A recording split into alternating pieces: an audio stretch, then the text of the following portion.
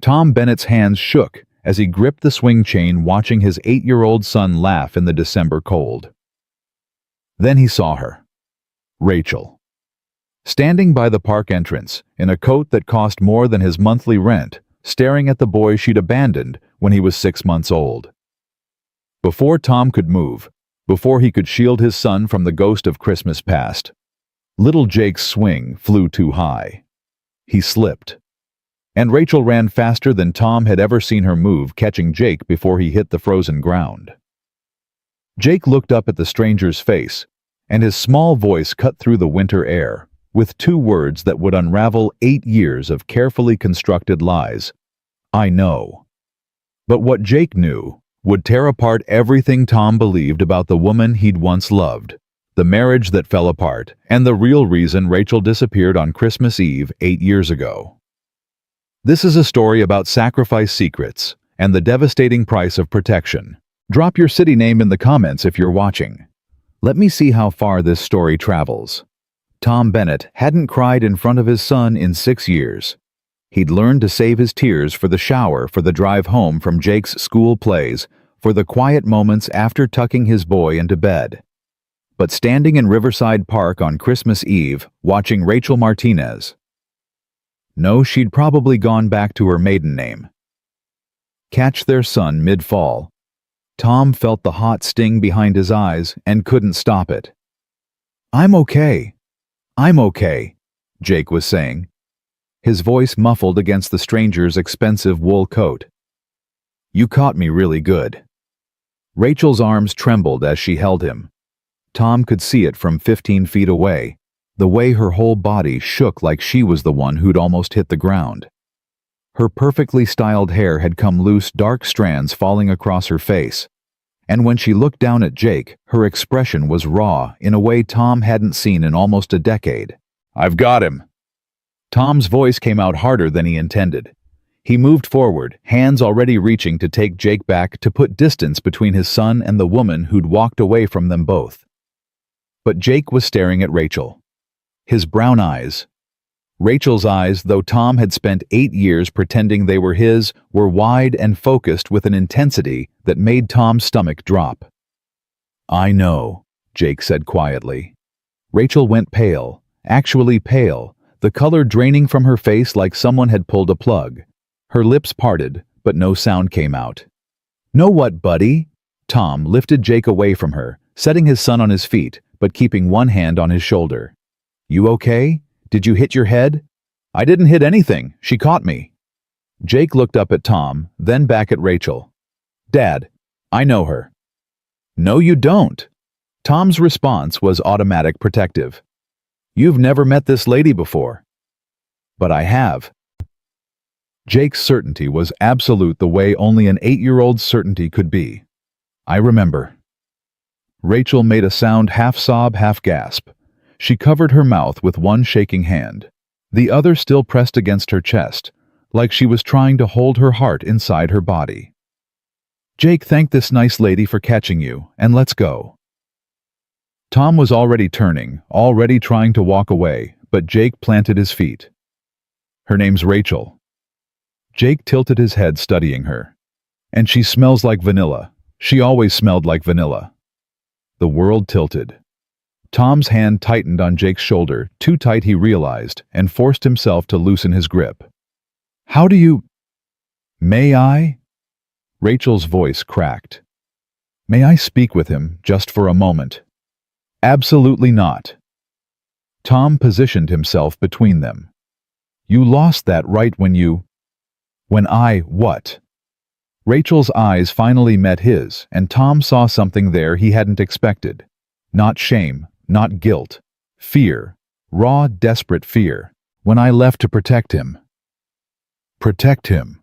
Tom's laugh was bitter. Is that what you're calling it now? Dad, my hands are cold. Jake wiggled his fingers. I lost my gloves. Rachel was already pulling off her own gloves, leather lined with what looked like cashmere. Here. She knelt down, and Tom should have stopped her, should have grabbed Jake and run, but his feet wouldn't move. These might be a little big. Jake let her slip the gloves onto his hands. They swallowed his small fingers, but he smiled. They're warm, thank you. You're welcome, sweetheart. Rachel's voice broke completely on the last word. She stayed kneeling eye level with Jake, and Tom saw her hands clench into fists against her thighs. Do you really remember me? I remember your voice. Jake spoke with the matter-of-fact tone of childhood. You used to sing. About stars. Tom's breath caught. He'd never told Jake about the lullaby. Never hummed it, never mentioned it. The lullaby Rachel had sung during those first 6 months. The only 6 months before she'd vanished on Christmas Eve morning, leaving nothing but a note and a divorce petition. How could you possibly? Tom started. Little star in the sky so bright. Jake sang softly, watching over you through the night. Rachel stood abruptly, stumbling backward like she'd been shoved. Tears were streaming down her face now, mascara creating dark tracks. You weren't supposed to remember. Dr. Morrison said you wouldn't remember. Who the hell is Dr. Morrison? Tom moved forward, anger replacing shock. What did you do? I did what I had to do. Rachel wiped at her face, smearing the mascara worse. I did what any mother would do to protect her child. You're not his mother. The words came out cold and final. You gave up that title 8 years ago. I never wanted... Rachel's voice rose, then broke. She pressed both hands to her face, shoulders shaking. I never wanted to leave him. I never wanted to leave either of you. But you did. Tom picked Jake up, even though his son was getting too big for it. Jake wrapped his arms around Tom's neck, and Tom could feel his son's heart beating fast against his chest. You left a 6-month-old baby on Christmas Eve. You left a note that said you couldn't do this anymore. And you filed for divorce before New Year's. I had to. Rachel lowered her hands. Her face was a mess, but her eyes were steady now. Tom, I had to. And if you give me 10 minutes, just 10 minutes, I can explain. There's nothing to explain. There's everything to explain.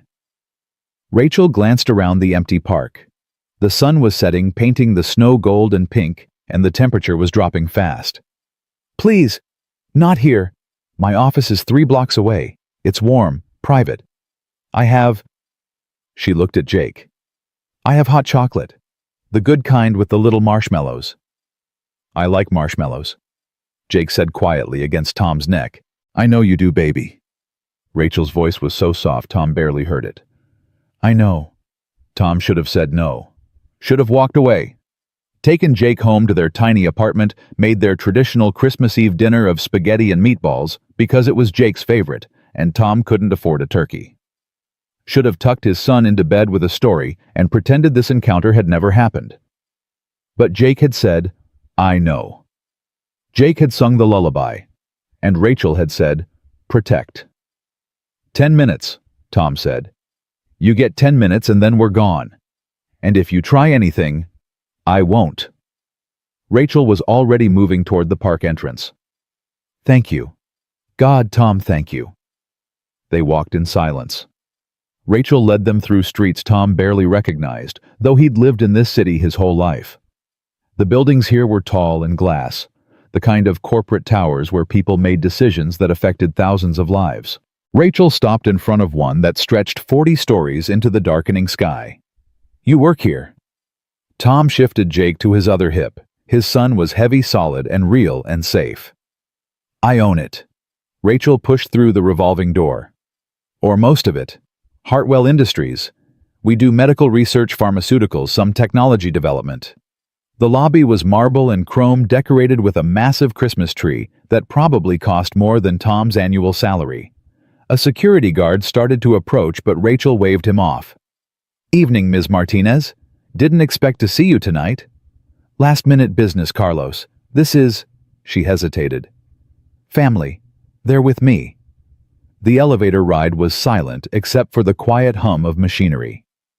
Jake had his head on Tom's shoulder, but his eyes were open, watching Rachel with that same intense focus. Rachel stood as far from them as the elevator car allowed her back pressed against the wall, hands clasped so tightly her knuckles were white. The 40th floor was all glass and leather, a reception area that screamed money and power. Rachel's office was at the end of the hall doors, etched with R. Martinez, Chief Executive Officer. "Holy cow," Jake whispered as they entered. "Dad, look at all the windows." The view was spectacular. The entire city spread out below them, lights beginning to twinkle as darkness fell. But Tom wasn't looking at the view. He was looking at Rachel's desk at the photograph in a silver frame facing away from visitors. Rachel saw where his eyes had gone and turned it around. It was Jake. A recent photo, maybe from last month, taken at his school's fall festival. He was grinning, showing off the gap where he'd lost his 2 front teeth. "How did you—" Tom's voice was dangerous. "I've been watching." Rachel moved to a small refrigerator hidden in the wall paneling. "Not stalking, I swear. Just making sure you were both okay. Making sure he was happy." She pulled out a carton of milk. "I have cocoa packets in my desk, the expensive kind." "I don't want your expensive cocoa." Tom set Jake down on one of the leather couches. "I want answers. You said you could explain, so explain." Rachel made the hot chocolate anyway, her hands steady now despite the tears still drying on her face. She handed the mug to Jake with a small smile. "Careful, it's hot." "Thank you." Jake took it with both hands, settling back against the cushions. Rachel poured coffee for Tom and herself, then sat in the chair across from the couch. Not close. Carefully distant. "Do you remember when I was pregnant? How sick I was? You threw up every day for 7 months." Tom didn't touch his coffee. "The doctor said it was severe hyperemesis gravidarum." It wasn't. Rachel wrapped her hands around her mug. "I mean, it was, but that wasn't the real problem. They found something else, during one of the ultrasounds." She looked at Jake, who was focused on his marshmallows, then back at Tom. "A genetic marker, rare, maybe 1 in 5 million births." "A genetic marker for what?" "A degenerative neurological condition." Rachel's voice was steady, clinical, like she was reading a report. "No name for it yet. It's too rare. But the progression is predictable. Symptoms start around age 3, tremors, coordination problems, speech difficulties. By age 6, most fine motor control is gone. By 8, her voice finally cracked. By 8, they're usually in a wheelchair. By 10, they need full-time care. By 12, stop." Tom held up a hand. He couldn't breathe. "Jake is 8. He's fine. He's healthy. He plays soccer, for Christ's sake." "I know." Rachel's smile was trembling but genuine. "I know he is, because of what I did." Jake was watching them now, hot chocolate forgotten. "Mom, are you talking about me?" The word hung in the air. Mom. Jake had never called anyone that before. Tom had discouraged it, unable to bear the thought of his son calling some future girlfriend Mom, while Rachel was out there somewhere alive and undeserving. But Rachel's face transformed. "Yes, baby. I'm talking about you. About how to keep you safe." "From what?" Jake set down his mug. "From getting very sick." Rachel's eyes never left Jake's face, like she was memorizing every detail. "When you were born, the doctors told me you had something wrong inside you. Something that would make you sick as you got older. But I found a doctor, Dr. Morrison, who said he might be able to fix it." "How?" Tom's mind was racing, trying to remember, trying to find any memory of Rachel mentioning this. "We never discussed any experimental treatments, never signed any papers." "Because you would have said no." Rachel turned to him. "You would have said it was too risky, too experimental, too dangerous. And you would have been right. The treatment had a 30% mortality rate. 30%, Tom. But without it, Jake had a 0% chance of a normal life." "So you did it anyway." Tom's voice was flat. "You risked our son's life without telling me." "Our son was going to die anyway." Rachel's composure shattered. "Maybe not at 3 or 6 or 8, but by the time he was 12, he would have been gone. I couldn't—" She stood abruptly, pacing to the windows. "I couldn't just watch that happen. So, yes, I found Dr. Morrison. I underwent the treatment protocol myself first to make sure it was safe. On yourself. Tom stood too, anger and confusion, and something else, something that might have been understanding warring inside him. What are you talking about? The genetic marker wasn't just in Jake. It was in me too, dormant, but there. Rachel pressed her palms against the cold glass. Dr. Morrison's treatment could suppress it, essentially overwrite the faulty genetic code. But it required weekly sessions for 6 months, then monthly for a year, then quarterly forever. And during the initial 6 months, her voice dropped. During the initial 6 months, the patient has to be isolated from anyone who might trigger stress responses that could interfere with the neurological reprogramming. Tom's legs felt weak. He sat back down hard. You left to get treatment. I left to get treatment for both of us. Rachel turned around. Dr. Morrison could only take one patient at a time. He's not exactly FDA approved, so I went first to make sure it worked, to make sure it was safe. And then when I was stable, we started Jake. But he was 6 months old. You were gone for... Tom tried to do the math and couldn't. You've been gone for 8 years. Because it didn't work. Rachel's voice was barely a whisper. The treatment worked for me. Perfectly. But Jake... She closed her eyes. He was too young. His brain was still developing. The treatment kept failing, kept having to be restarted. Dr. Morrison said we needed to try a different approach. Memory suppression. You suppressed his memories. Tom's voice rose. Of you. Of his own mother. Of the pain. Rachel opened her eyes and they were fierce now. Of the weekly treatments that hurt Tom. That hurt so badly he would cry until he couldn't breathe. Of the needles in the machines and the strange doctor in the underground clinic. I couldn't... She pressed a fist against her mouth. Breathed hard through her nose, continued. I couldn't bear for him to remember that. To associate his mother with pain.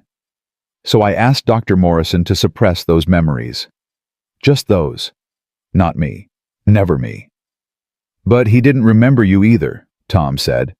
He was too young when you left, before the treatment started. Exactly. Rachel nodded.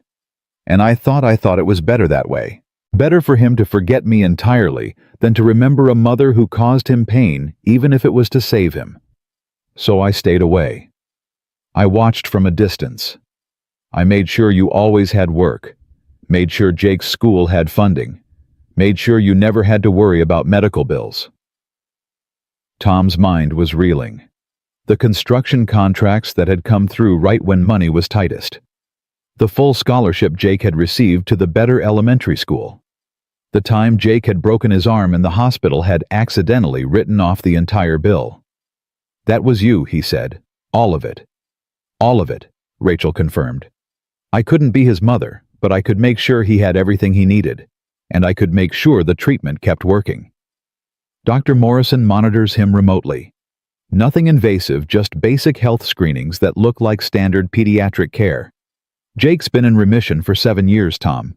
7 years with no symptoms, no progression, no sign that the marker is active. He's healthy. He's going to stay healthy. Why come back now? Tom asked. Why risk him remembering? Because the treatment failed. Rachel's voice broke again. For me, the suppression therapy, it was never meant to be permanent. Dr. Morrison warned me. He said eventually the memories would resurface, both Jake's and mine.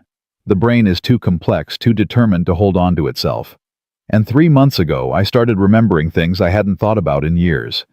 My childhood, my mother, things I'd chosen to suppress because they were too painful. And if mine were coming back, Jake's would too, Tom finished. He looked at his son, who had been quietly listening to the entire conversation with the seriousness of a much older child. Is that why you've been having nightmares, buddy? Jake nodded slowly.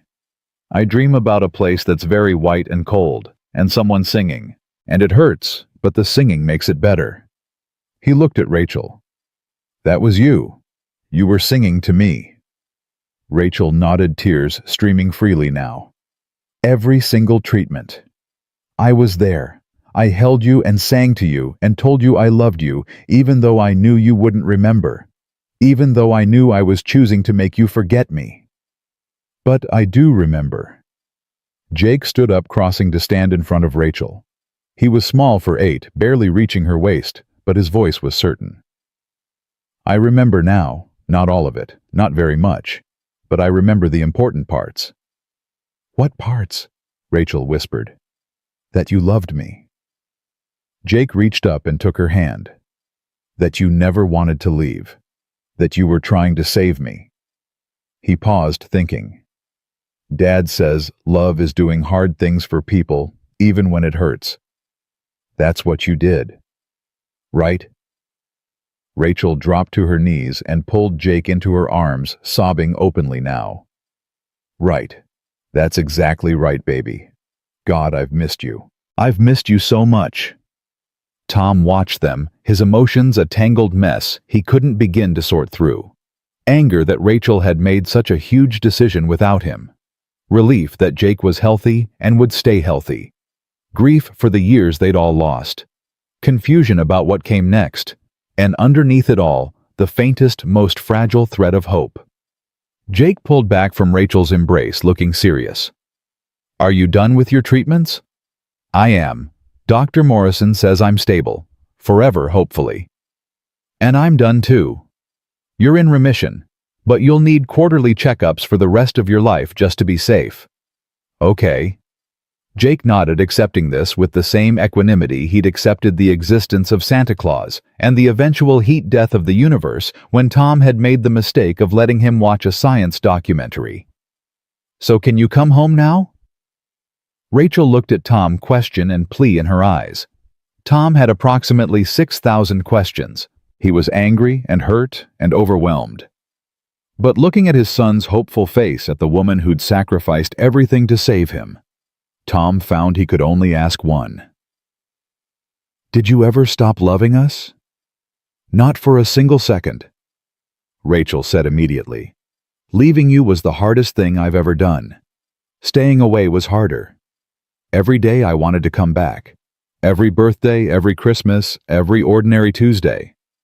But I couldn't risk Jake's health. Couldn't risk him remembering the pain and associating it with me. With us. I thought... Her voice dropped. I thought you were better off without me, both of you.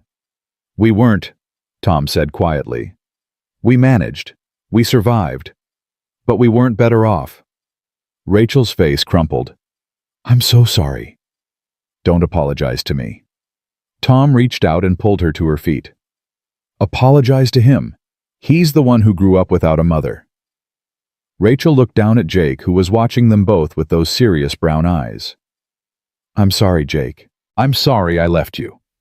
I'm sorry I wasn't there for your first day of school, or when you lost your first tooth, or when you learned to ride a bike. I'm sorry for all of it. It's okay, Jake said simply. You were saving me. Dad says that's what heroes do. I'm not a hero, Rachel protested. You are to me, Jake said. Then, with the devastating directness of childhood, Can I have a hug? Rachel hugged him again, and this time Tom saw the fierce protectiveness in the way she held their son. The way her hand cradled the back of his head, the way she breathed in the scent of his hair. This was a mother's love, he realized. It had never left. It had just been forced into hiding. The office was quiet, except for the sound of Rachel's quiet crying and Jake's soft reassurances. Such a strange reversal, the child comforting the parent. Tom stood apart, trying to process everything he'd learned in the last 30 minutes. Finally, Rachel released Jake and stood wiping her face with the back of her hand. I should let you go. It's Christmas Eve. You probably have plans. Spaghetti and meatballs, Jake announced. We always have spaghetti and meatballs on Christmas Eve because Dad can't afford turkey. Jake, Tom said, embarrassed. What? It's true. You said so last week when I asked why we never have turkey. Rachel's expression softened. What if... She hesitated, then continued. What if I made turkey this year? I have a place. Not far from here. Big enough for all of us. And I've been told I make an excellent turkey. You burned the Thanksgiving turkey, Tom said before he could stop himself. In 2016, the fire department had to come. I've learned a lot since 2016, Rachel said, and there was the ghost of a smile on her face. Including how to cook a turkey without setting off the smoke alarm. Can we, Dad? Jake was already bouncing with excitement. Please, I want to have Christmas with Mom. The word Mom was so casual, so natural, like Jake had been saving it his whole life just for this moment. Tom looked at his son's hopeful face at Rachel's tentative expression and felt the last of his anger dissolve into something more complex. This wasn't forgiveness. Not yet. There was too much hurt. Too many years of single parenthood. Too many nights he'd lain awake wondering where Rachel was and why she'd left. But it was a start. A fragile, uncertain start. Okay, Tom heard himself say. Okay, we'll come for Christmas Eve dinner. Rachel's smile was like the sun coming out. Really? Really, but I have conditions. The smile dimmed slightly. Of course. You tell me everything. Every detail about Jake's condition, his treatment, his prognosis. No more secrets. No more secrets, Rachel agreed immediately. And we take this slow. Jake might remember some things, but 8 years is a long time. He doesn't really know you. You don't really know him. We need to figure out what this looks like. He gestured vaguely between them. All of this. Slow. Rachel nodded. I can do slow. I've waited 8 years. I can wait as long as you need. And if at any point Jake wants to stop, if this is too much for him, we stop. No questions, no guilt trips. Agreed. Rachel turned to Jake. Is that okay with you, sweetheart? Taking things slow? Jake considered this with the seriousness of a Supreme Court judge. What does slow mean exactly? Like, can I call you Mom? Rachel's eyes filled with tears again. You can call me whatever you want. Then I'll call you Mom, Jake decided.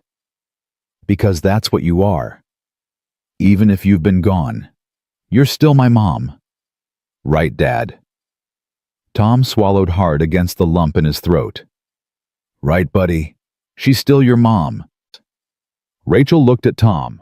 Gratitude and something deeper. Something that might have been love or the memory of love or the possibility of love rediscovered in her expression. Thank you, she mouthed. Tom nodded. He wasn't ready to say you're welcome. Wasn't ready to say he understood or that it was okay or any of the things Rachel probably wanted to hear. But he was ready to try, for Jake, and maybe eventually for himself.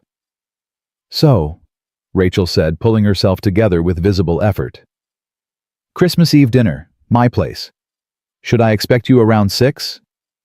We'll be there, Tom said. But Rachel, yeah. If you burn the turkey, we're ordering pizza. Rachel laughed, a real laugh breaking through the tears and tension. Deal. I'll even let Jake pick the toppings. As they rode the elevator back down to the street level, Jake chattering excitedly about Christmas and turkey, and finally having a mom. Like other kids, Tom felt the first stirrings of something he hadn't felt in 8 years' possibility. The story wasn't over. In many ways, it was just beginning. There would be hard conversations ahead, logistics to work out, trust to rebuild.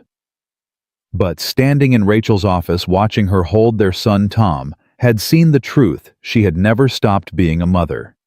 She'd just been forced to mother from a distance, sacrificing her own happiness for Jake's survival. Was it the right choice? Tom still didn't know. But it had been a choice made from love, and that had to count for something. Outside, snow was starting to fall, fat white flakes that caught in Jake's hair as they walked back toward where Tom had parked his truck. Jake was wearing Rachel's gloves, too big and expensive but warm. Tom carried his son's coat because Jake claimed he was too hot even in the December cold. Dad, Jake said as Tom buckled him into his booster seat. Yeah, buddy. This is the best Christmas Eve ever. Tom looked at his son's happy face, thought about the impossible gift Rachel had given them both the truth and a chance at something new, and realized Jake was right. "Yeah," Tom said softly. "Yeah, I think it might be." The drive to Rachel's apartment took 20 minutes through streets decorated with lights and garland, past families hurrying home with last-minute gifts and groceries.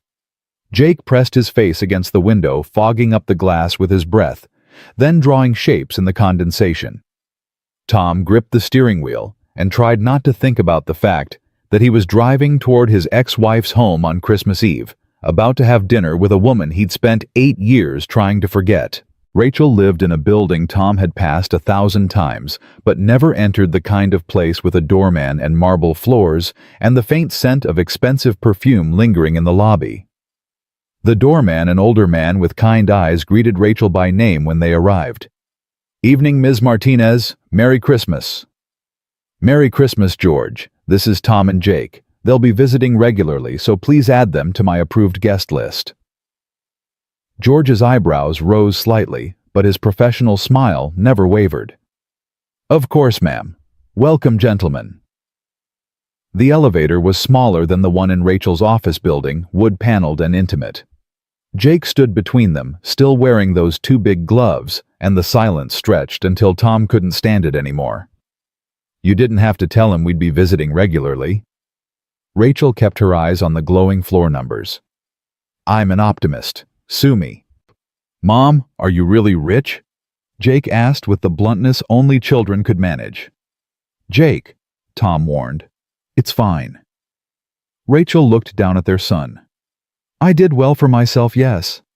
The company I built has been very successful." "Because of the doctor, the one who helped you." Rachel's expression tightened. "Dr. Morrison's treatment saved both our lives, but I built the company on my own. He's not part of it. He's very private. Prefers to work alone." "Do I have to see him again?" Jake's voice went small. "For the checkups?" "No, baby. Dr. Morrison retired last year. There's a new doctor, Dr. Sarah Chen. She's wonderful. Very gentle. You'll like her." The elevator opened directly into Rachel's apartment. Not a hallway, not a shared landing, but straight into her home. Tom stepped out and felt his breath catch. The space was enormous, all windows and clean lines decorated simply but expensively. A real Christmas tree stood in the corner, at least 10 feet tall, covered in white lights and silver ornaments. "Holy cow!" Jake breathed, echoing his earlier reaction to her office. "I might have gone overboard with the tree," Rachel admitted. "I haven't decorated for Christmas in 8 years. I had some catching up to do." Tom walked to the windows while Rachel helped Jake out of his coat. The view stretched for miles, the city spread out like a blanket of stars. From up here, the problems on the ground seemed distant, manageable. From up here, you could almost believe everything would work out fine. "The turkey's already in the oven," Rachel said. "I put it in this morning before I went to the office. It should be ready in about an hour. I made stuffing and mashed potatoes and green beans. I wasn't sure what Jake liked, so I made everything." "Jake likes everything," Tom said. "He's not picky." "I'm picky about broccoli," Jake corrected, exploring the apartment with wide eyes. "And asparagus, and Brussels sprouts. No vegetables that start with B or A," Rachel said seriously. "Got it." Tom watched her move around the kitchen, pulling out serving dishes and checking the turkey with practiced efficiency. She'd changed out of her expensive work clothes into jeans and a soft blue sweater, and with her hair pulled back in a ponytail, she looked almost like the woman he'd married. Almost, but not quite. There was a confidence now, a self-possession she hadn't had at 24 when they'd stood in front of a justice of the peace and promised forever. "Can I help?" Tom asked, because standing still felt wrong. "You can open the wine. Glasses are in the cabinet above the sink." They moved around each other, carefully maintaining distance, not quite comfortable, but not quite strangers either. Jake had found a pile of wrapped presents under the tree and was investigating them with barely contained excitement. "Those are for you," Rachel said without turning around. Jake's head whipped toward her. For me. Well, I've missed 8 Christmases. I had some catching up to do there too. Rachel, you didn't have to, Tom started. I wanted to. Let me do this, Tom. Please. There was something in her voice, a vulnerability that cut through his defenses. Tom poured 2 glasses of wine and handed one to Rachel. Their fingers touched briefly, and he felt the jolt of it, memory and electricity mixing. Thank you, Rachel said quietly. For being here. For letting me have this. I'm not sure I had much choice. Jake made up his mind. He's a lot like you, stubborn. He's a lot like you too, brave. Rachel's eyes met his over the rim of her wine glass. I wasn't brave. I was terrified. Every single day. But you did it anyway. That's what brave means. The timer on the oven beeped, breaking the moment. Rachel pulled out the turkey, and it was perfect golden brown and aromatic, nothing like the charred disaster from 8 years ago.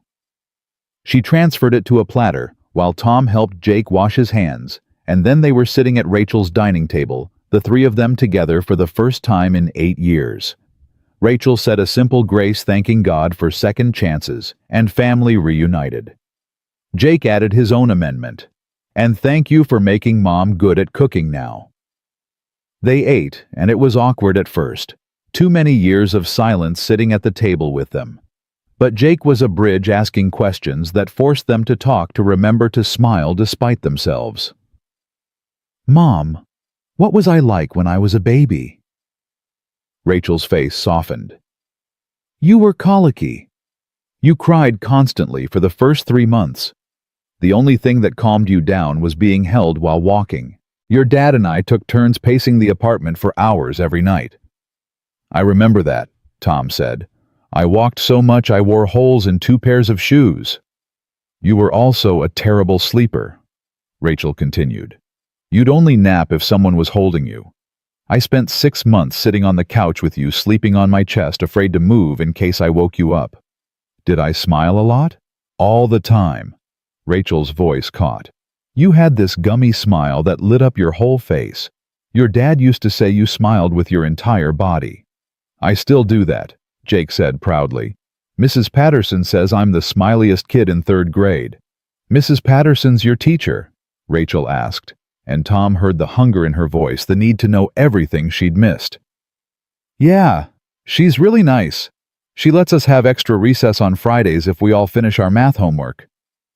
What's your favorite subject? Science. We're learning about the solar system. Did you know that Saturn's rings are made of ice and rock, and that Jupiter has a storm that's been going on for hundreds of years? Rachel listened with complete attention as Jake explained everything he'd learned about planets and stars, her eyes never leaving his face. Tom watched them and felt something shift in his chest, some wall he'd built starting to crack. After dinner, Jake opened his presents with the enthusiasm only an 8-year-old could muster. Rachel had bought him books and science kits and building sets, thoughtful gifts that showed she'd been paying attention even from a distance. The last present was a photo album, and when Jake opened it, Tom leaned over to look. It was full of pictures. Jake as a newborn, tiny and red-faced. Jake at 6 months, the last photo before Rachel left. And then Tom's breath caught pictures from the years after. Jake's first day of preschool taken from a distance. Jake at the park playing on the swings. Jake at his kindergarten graduation beaming in his little cap. You really were watching. Tom said something tight in his throat. Every moment I could. Rachel's hand rested on Jake's shoulder. I have thousands of pictures.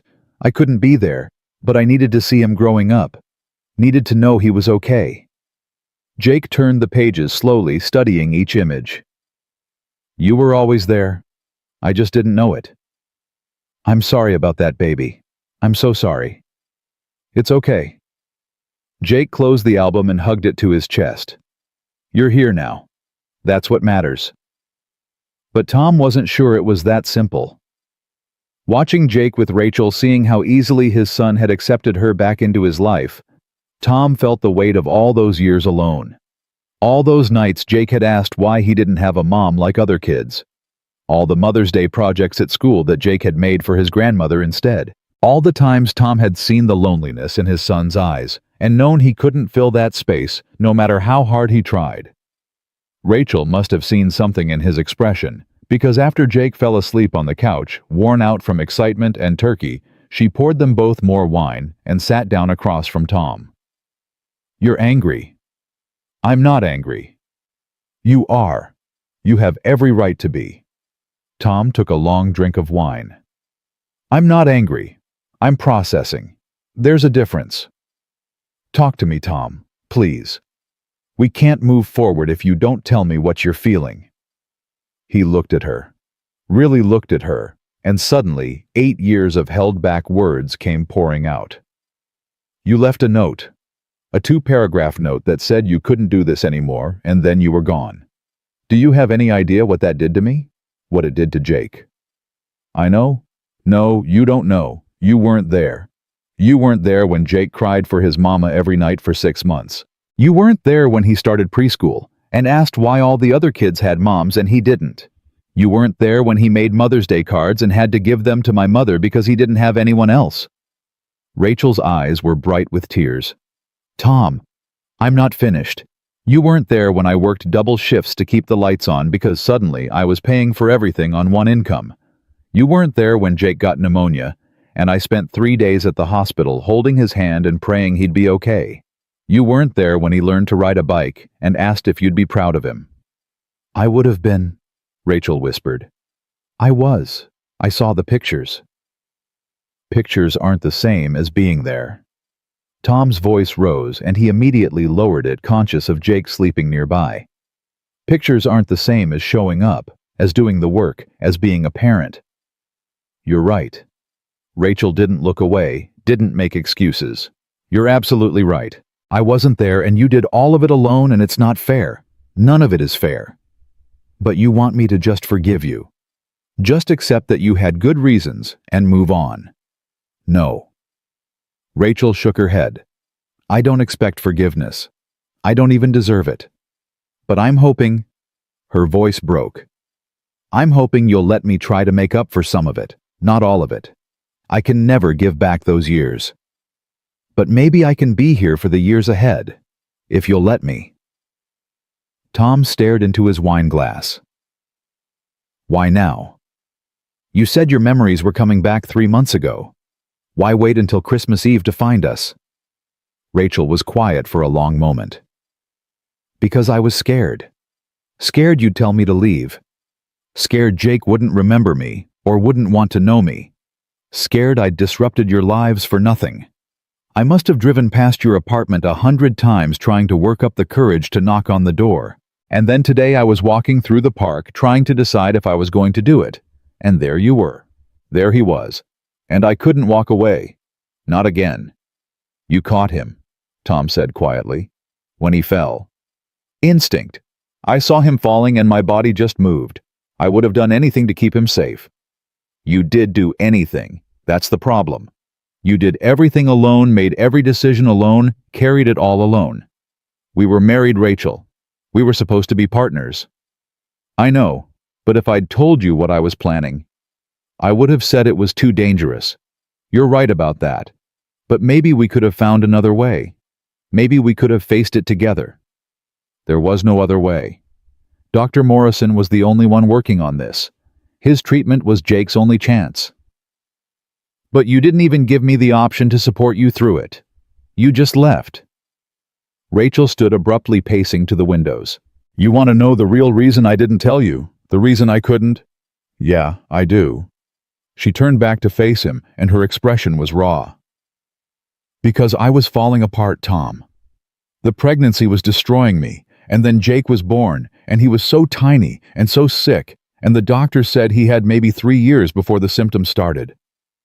3 years to be a normal baby before everything went wrong. And I couldn't—" She pressed her hands to her face. "I couldn't be strong for both of us. Couldn't hold you together while I was barely holding myself together. So I made a choice. I chose to save our son, even if it meant losing you." Tom felt something crack inside him. You didn't have to lose me. Yes, I did.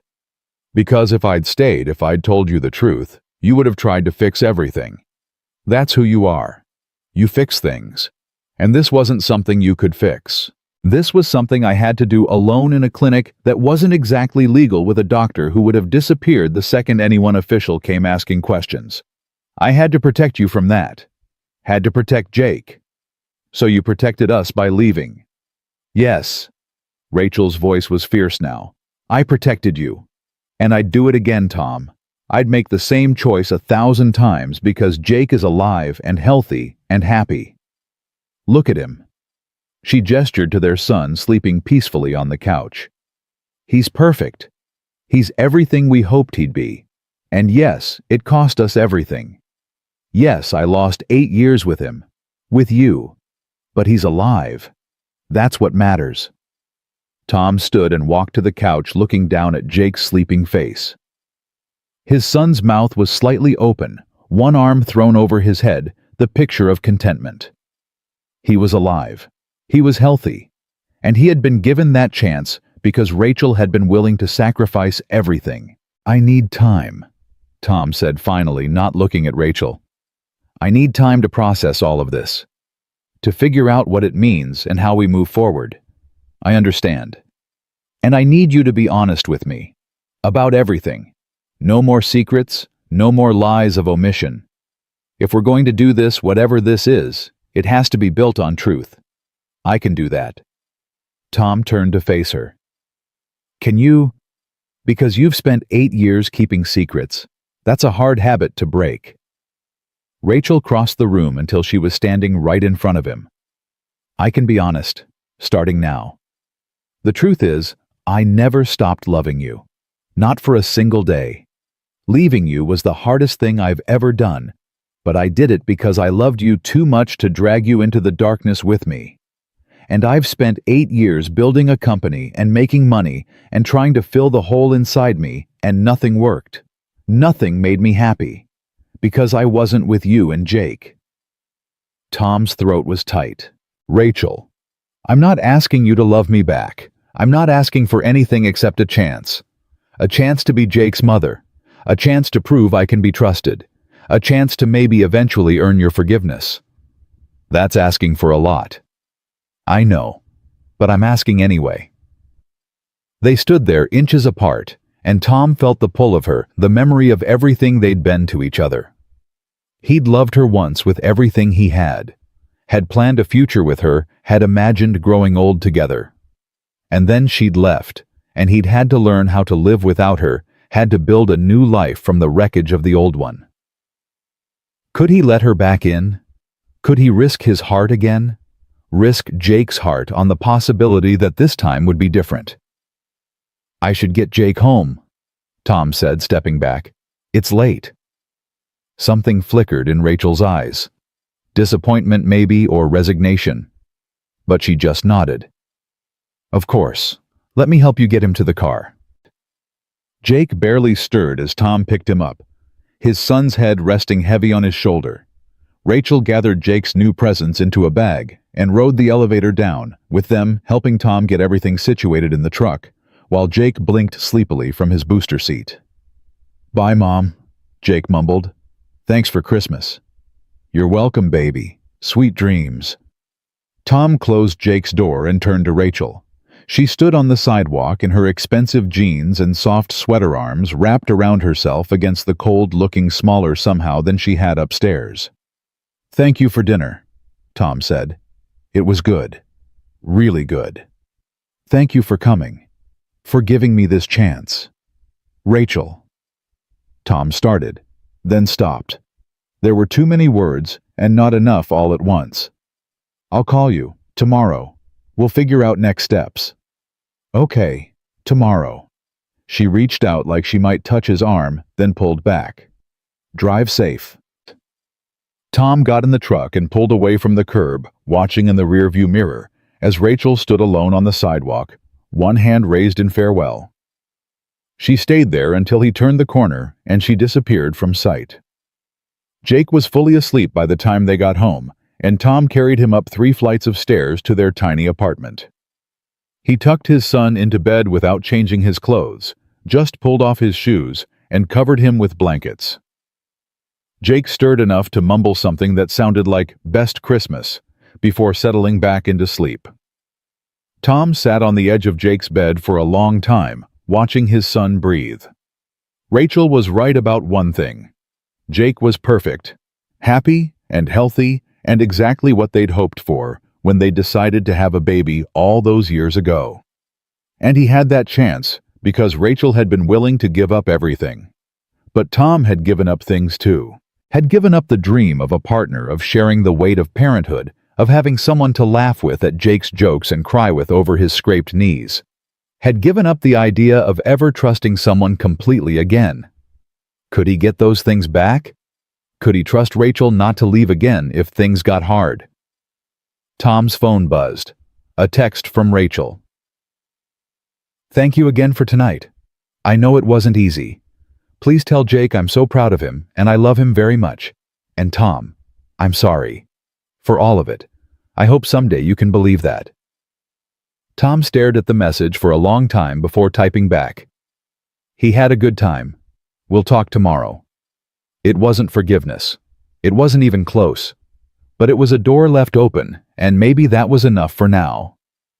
Tom went to his own room and lay in bed staring at the ceiling. In his mind, he replayed the evening, Jake's joy at having a mother, Rachel's tears, the way she'd looked at their son, like he was the most precious thing in the world, which he was. They'd both sacrificed everything for Jake, just in different ways. The question was whether they could find their way back to each other, or if too much time had passed, too much damage been done. Tom didn't have the answer. All he knew was that tomorrow he'd wake up, make Jake breakfast, and start trying to figure out what came next. For tonight, it was enough that Jake was happy, that he'd gone to sleep with a smile on his face and the knowledge that he had a mother who loved him. Everything else could wait until morning. Outside, snow continued to fall, blanketing the city in white. Christmas Day was coming, bringing with it all the promise and uncertainty of new beginnings. Christmas morning arrived with Jake jumping on Tom's bed at 6:30, still wearing yesterday's clothes and clutching the photo album Rachel had given him. "Dad, wake up, it's Christmas. Can we call Mom and tell her Merry Christmas?" Tom groaned and pulled a pillow over his head. "Buddy, it's not even 7. Mom's probably still asleep." "But she said I could call anytime I wanted. She wrote her number in the front of the album." "See?" Tom lifted the pillow enough to see Jake holding the album open. Sure enough, Rachel's cell number was written in neat handwriting on the inside cover, along with the words, "Call me whenever you want. I'll always answer. Love, Mom." "Okay," Tom said, sitting up and rubbing his face. "Okay, you can call her. But if she doesn't answer, we're not calling back until at least 9. Deal?" "Deal." Jake climbed off the bed and ran to get Tom's phone from the kitchen counter. Tom followed more slowly, putting coffee on because there was no way he was facing this day without caffeine. He handed the phone to Jake and watched his son carefully dial the numbers, tongue poking out in concentration. The phone rang twice before Rachel answered, her voice thick with sleep. "Hello. Mom, Merry Christmas." There was a pause, and Tom could hear the emotion in Rachel's voice when she spoke again. "Merry Christmas, baby. Did you sleep well?" "Yeah, I dreamed about the planets and the turkey. Can we have leftover turkey for breakfast?" Rachel laughed, and the sound made something twist in Tom's chest. "I don't see why not. Is your dad there?" Jake looked at Tom. "She wants to talk to you." Tom took the phone, suddenly aware that he was standing in his kitchen in sweatpants and a faded t-shirt, unshowered and unshaven. Not that Rachel could see him through the phone, but still. "Hey," he said. "Hey. I'm sorry I told him he could call, but I didn't think he'd actually do it this early. It's Christmas. Early is what kids do on Christmas." "I suppose so. I wouldn't know. I haven't had a child on Christmas morning since—" She stopped. "Sorry. I'm not trying to make you feel guilty." "I don't feel guilty. You're the one who should feel guilty." The words came out harsher than he'd intended, and Tom immediately regretted them. But Rachel just sighed. "You're right. I'm sorry. Again. I seem to be saying that a lot." Tom poured himself coffee and watched Jake examine his new science kit at the kitchen table. "Listen, about yesterday. I said some things that were completely true and fair. Maybe. But I also want you to know that I get it. I understand why you did what you did. I don't like it, and I'm still angry about it, but I understand." Rachel was quiet for a moment. "Thank you. That means more than you know. Jake wants to see you again. Today, probably. I want to see him too. Both of you.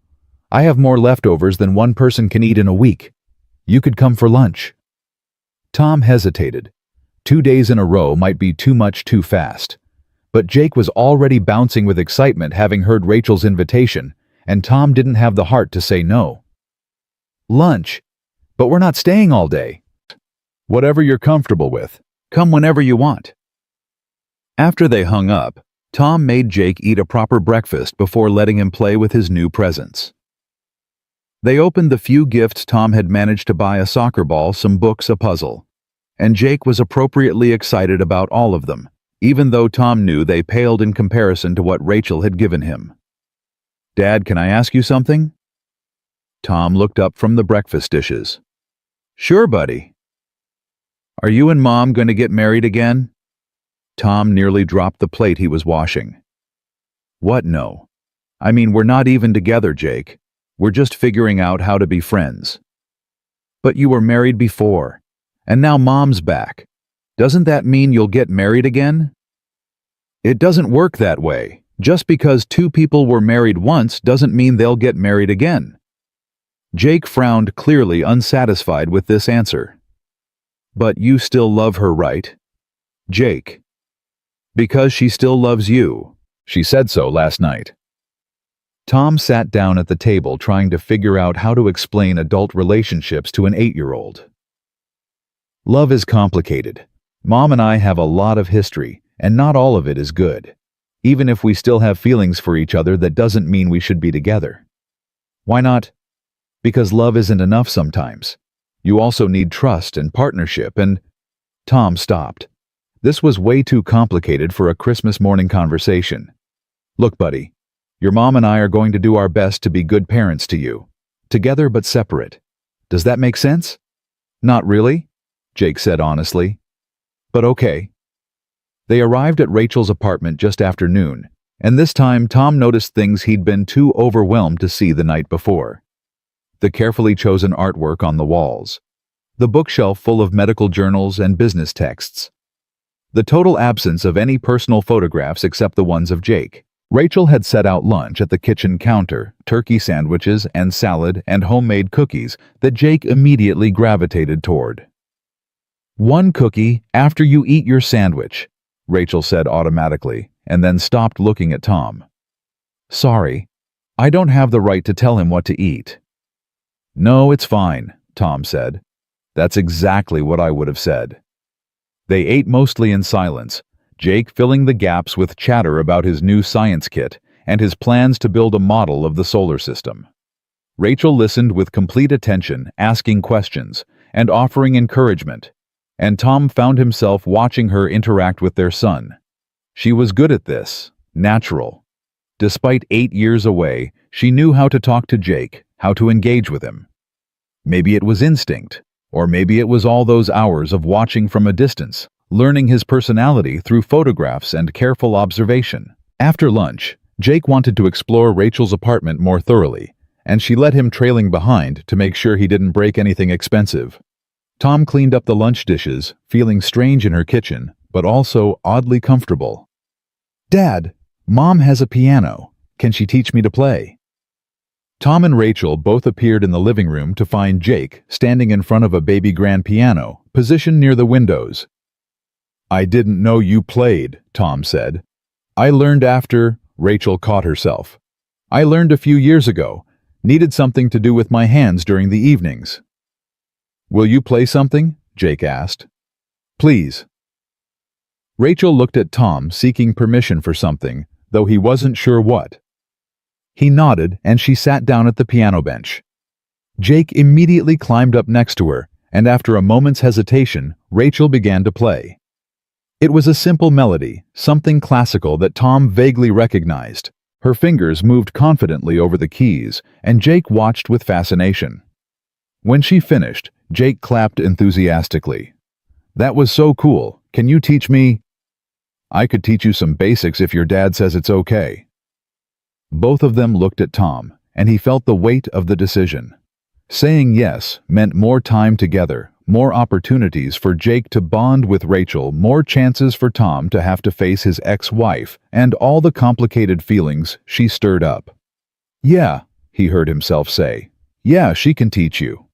Rachel's smile was worth it, bright and genuine, and full of hope. "Really? Really? Maybe once a week we could come on Saturdays. Saturdays would be perfect." Jake was already trying to pick out a tune on the keys, and Rachel gently guided his hands to the right positions, showing him how to play a simple scale. Tom watched from the doorway, arms crossed, trying to figure out what he was feeling. It looked like a family. Mother, father, child. The picture of normalcy he'd given up on years ago. But they weren't normal. They were broken pieces trying to figure out how to fit together again, and Tom wasn't sure it was possible. His phone rang, and he stepped away to answer it. His mother. "Merry Christmas, honey. How's Jake?" "He's good, Mom. Really good. Are you coming over later? I made your favorite pie." Tom had completely forgotten about the standing invitation to his parents' house for Christmas dinner. "Actually, something came up. We can't make it today." "Is everything okay?" Tom looked back at Rachel and Jake still sitting together at the piano. "Yeah, everything's fine. Better than fine, actually. I'll explain later." After he hung up, Rachel caught his eye. "You had plans. I'm sorry, I didn't mean to." "It's fine. My parents will understand." "Will they?" Rachel stood, leaving Jake to experiment with the piano. "Tom, I need to ask you something. What have you told people about me, about why I left?" Tom felt his jaw tighten. What was I supposed to tell them? I didn't know the truth. "So what did you say?" "That you couldn't handle being a mother, that you left. That's it." Rachel flinched. "So everyone thinks I abandoned you both for no reason?" "You did abandon us. The fact that you had reasons doesn't change that." "I know. When you start telling people I'm back, they're going to have questions. They're going to judge me." "Yeah, probably." "And you're going to let them." Tom stared at her. "What do you want me to do?" "Rachel, lie. Tell everyone you had a great reason for leaving, even though I can't explain what that reason was." "No, Rachel ran a hand through her hair. "I don't know what I want. I want the last 8 years to not have happened. I want people to understand. I want Jake to have a mother without everyone whispering about her behind her back." "Then tell them the truth." "I can't. Dr. Morrison made me sign non-disclosure agreements. The treatment was experimental, not FDA approved. If word got out, then I guess you're stuck being the bad guy," Tom said. "I'm sorry, Rachel, but you made these choices. You don't get to control how people react to them." Rachel's eyes filled with tears. "You're right. You're absolutely right. I just wish—" She wiped at her face. "I wish I could make people understand that I did it for him. That every choice, no matter how terrible, was about saving our son." "Mom, why are you crying?" Jake had stopped playing and was looking at them with concern. "I'm okay, baby." Rachel forced a smile. "Just being silly. Do you want to try playing with both hands?" But Jake was too perceptive to be distracted. "Are you and Dad fighting?" "We're not fighting," Tom said. "We're just talking about grown-up stuff." "It looks like fighting." Tom exchanged a glance with Rachel and saw his own frustration mirrored in her expression. They were going to have to figure out how to disagree without Jake thinking his newly reunited parents were falling apart. "You know what?" Rachel said. "Your dad's right. We were starting to argue, and that's not fair to you. I'm sorry." "I'm sorry too," Tom added, even though he wasn't entirely sure what he was apologizing for. How about we all take a break? Jake, want to go look at the science kit you brought? They spent the rest of the afternoon in careful détente, avoiding controversial topics and focusing on Jake. They helped him start building a model of Saturn with its rings made of painted foam. They played a board game Rachel had bought years ago and never opened. They made hot chocolate with excessive marshmallows and watched a Christmas movie on Rachel's enormous television. By 5 o'clock, Tom could see Jake starting to fade the excitement of 2 big days catching up with him. "We should go," Tom said. "You've got school on Monday, buddy, and you need to get back on schedule." "Do we have to?"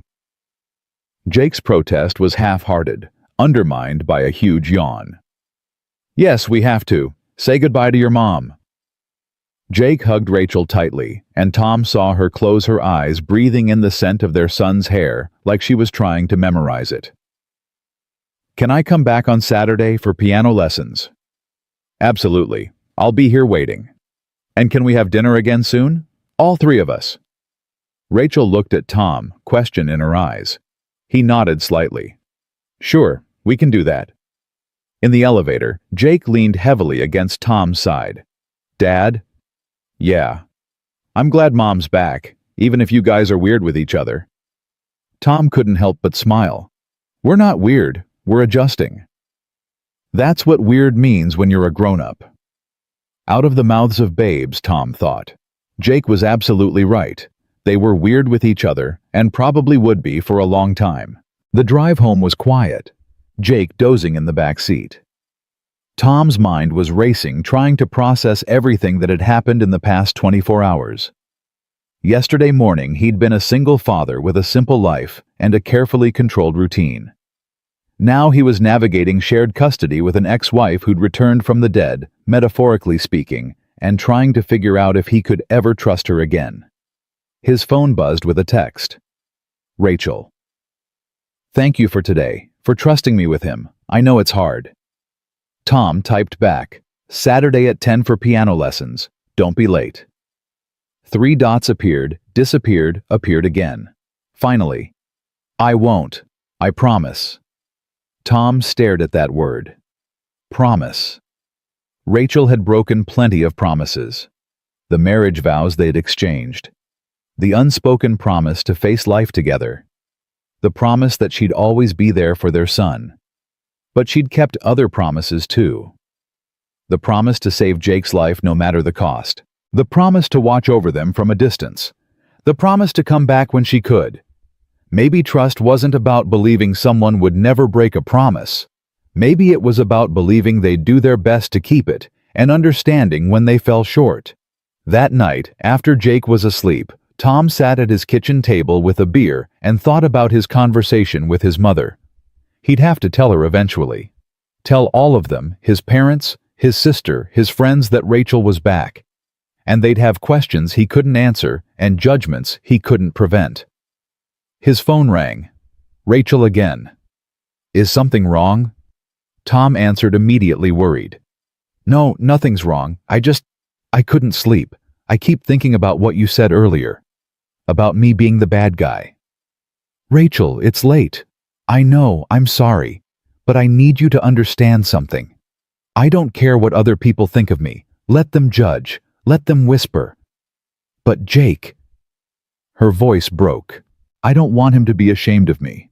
I don't want him to hear people say his mother abandoned him." "Then you're going to have to give me something to tell them. Some version of the truth that explains without exposing your doctor's secrets." Rachel was quiet for a long moment. "What if I said I had a medical condition that I needed treatment I could only get by leaving, and I didn't want to worry you and Jake with the details? That's pretty close to the truth." "It is the truth, just edited." Tom took a long drink of beer. "Fine, that's what I'll tell people. You had a medical condition, you needed treatment, you're better now." "Thank you. Tom, I mean it. Thank you for protecting me when I don't deserve it."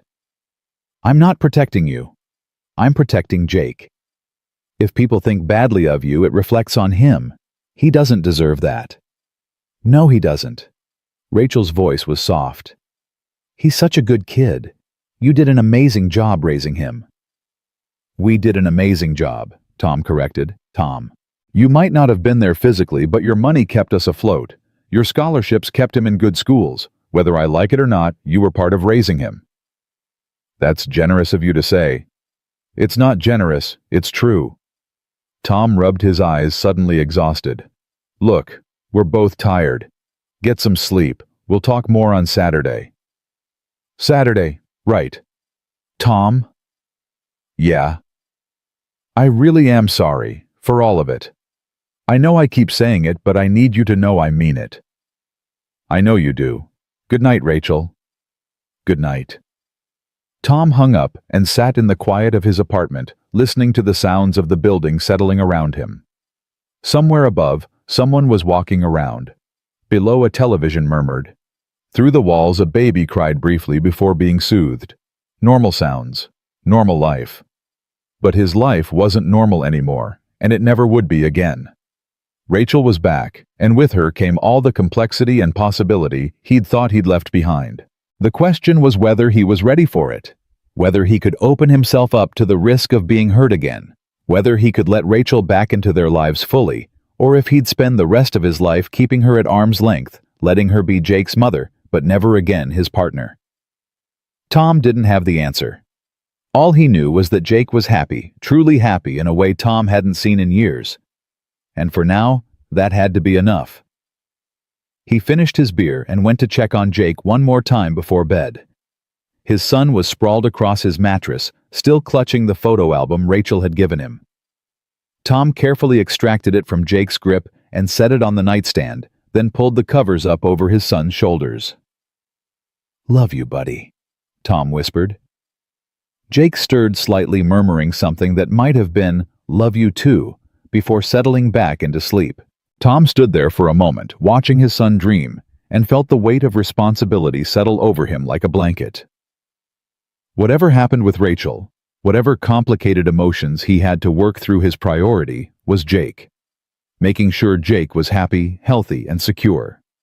Everything else was secondary. Even his own broken heart. Saturday morning came faster than Tom expected, and Jake was up before dawn, already dressed and waiting by the door with his backpack. "Buddy, we're not leaving for 3 more hours." "But what if we're late? Mom said 10 o'clock. We can't be late for my first piano lesson." Tom poured coffee and tried not to think about how Jake had started calling Rachel Mom without any hesitation, as if the 8 years of absence had never happened. For Jake, maybe they hadn't.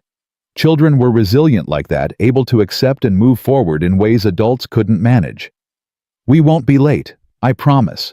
Now go eat some breakfast before you vibrate through the floor." They arrived at Rachel's building at exactly 10 o'clock, and Jake practically ran to the elevator. Tom followed more slowly, carrying the science project Jake wanted to show Rachel. George the doorman waved them through with a knowing smile that made Tom feel exposed, like his entire complicated situation was written on his face for anyone to read. Rachel answered the door in jeans and a simple sweater. Her hair pulled back, no makeup. She looked younger like this, more like the woman Tom had married. Before the CEO polish, before the expensive clothes, before everything fell apart. "Right on time," she said, stepping aside to let them in. "I made cinnamon rolls. They're still warm." Jake hugged her briefly before making a beeline for the kitchen.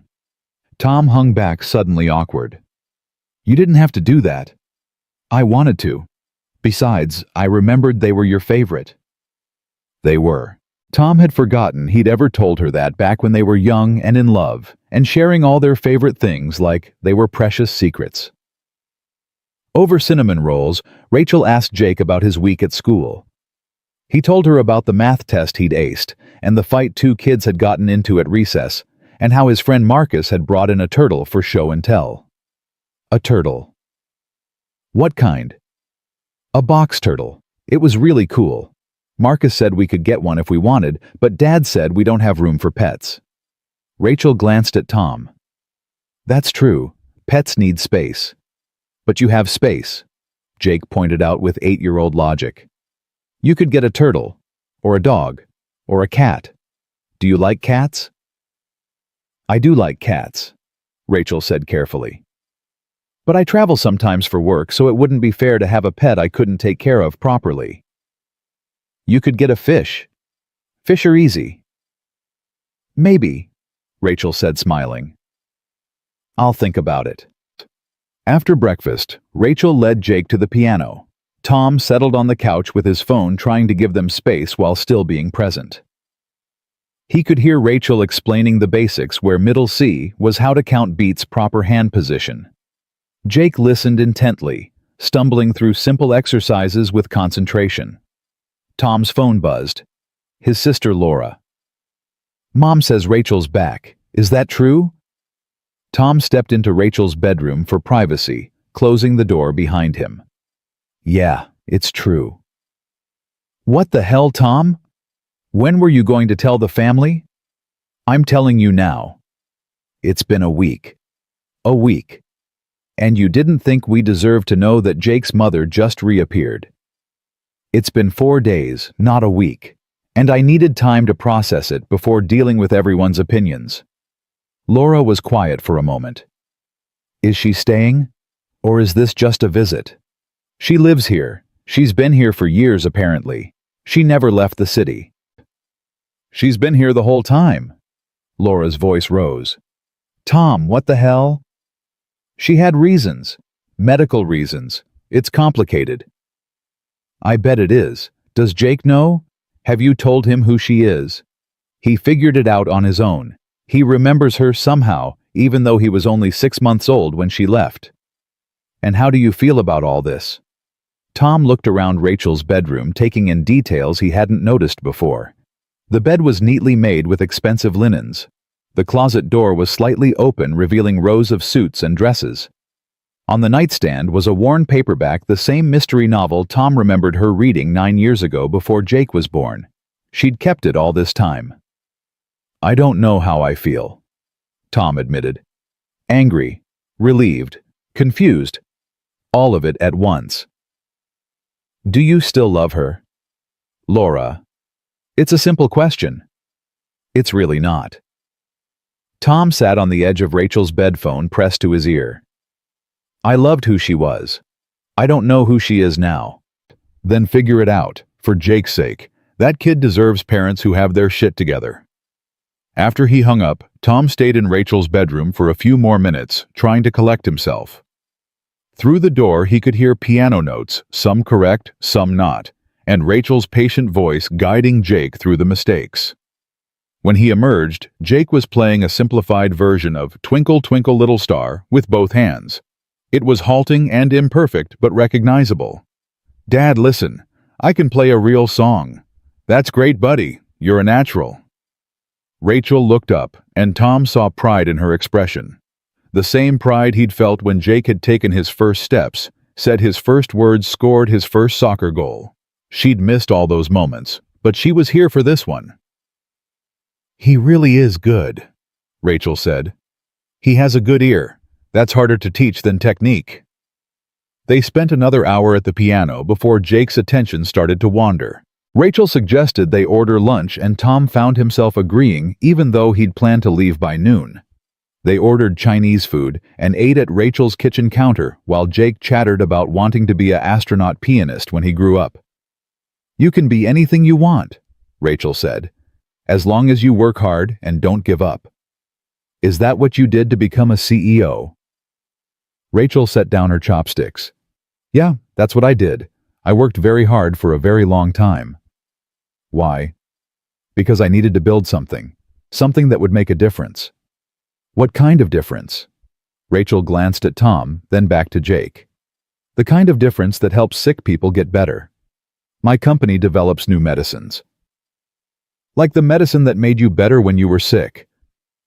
Tom's breath caught. He hadn't realized Jake had picked up on that detail from their conversation on Christmas Eve. Yes, Rachel said quietly. Exactly like that. And that's why you had to leave to make medicine. To get medicine. To make sure I could be healthy for you. Jake thought about this while chewing his lo mein. Okay, that makes sense. Tommy Rodriguez's mom had to go away for a while when she had cancer, But she came back when she was better and now she's fine. That's right, Rachel said, voice thick with emotion. Just like that. Tom felt something shift inside him. This was the narrative they'd use the story that protected Rachel's secrets while giving Jake a framework he could understand. His mother had been sick. She'd gotten better. Now she was back. Simple, clean, and mostly true. After lunch, Jake wanted to show Rachel his science project, a model of the water cycle made from a shoebox and plastic wrap. He'd gotten an A on it, and he was immensely proud. Rachel examined it with the same serious attention she'd given everything else that day. This is really impressive, Jake. Did your dad help you? A little, but I did most of it myself. Dad said I needed to learn to do my own work. Your dad's a smart man. Jake looked between them. Are you guys friends now? We're working on it, Tom said. Good, because I don't want you to fight. Fighting is stupid. Sometimes adults have to disagree about things, Rachel said. But we're not going to fight in front of you. That's a promise. Can I watch TV? Jake asked, already losing interest in the adult conversation. Sure. Remote's on the coffee table. Once Jake was settled with cartoons, Rachel turned to Tom. Thank you for backing me up with the story about being sick. It's not a story.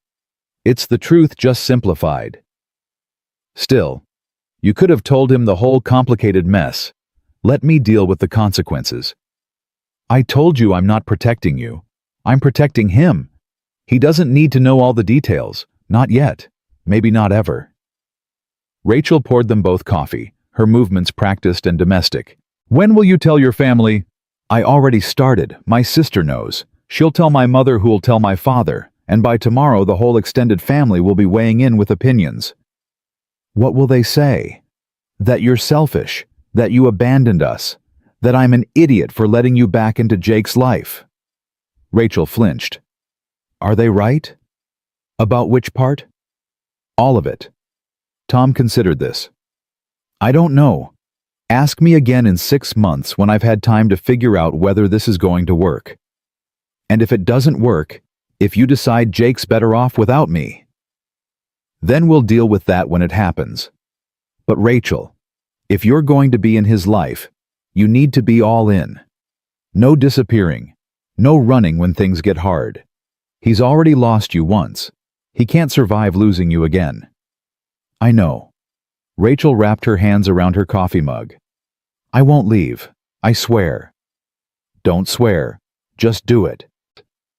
They sat in silence for a while, listening to the sounds of cartoons from the other room and Jake's occasional laughter. This was what normal families did on Saturday afternoons. They had piano lessons and Chinese food and lazy hours watching TV together.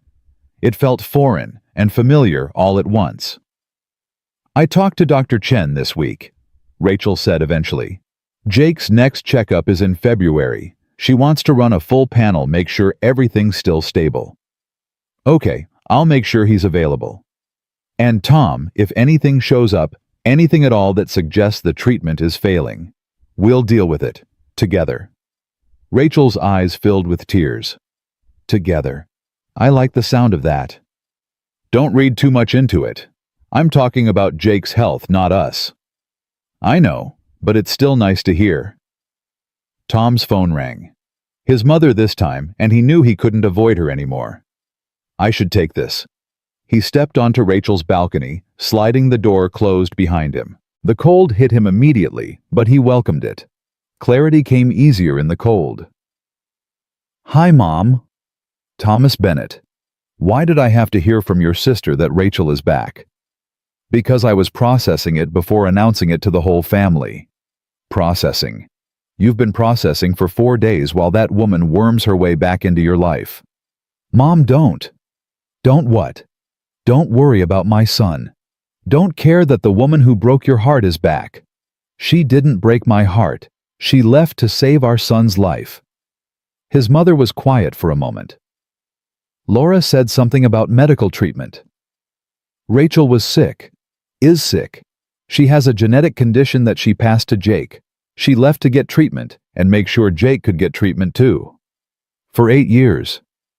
It's a serious condition, Mom. It required serious treatment. And she couldn't tell you? Couldn't let you help?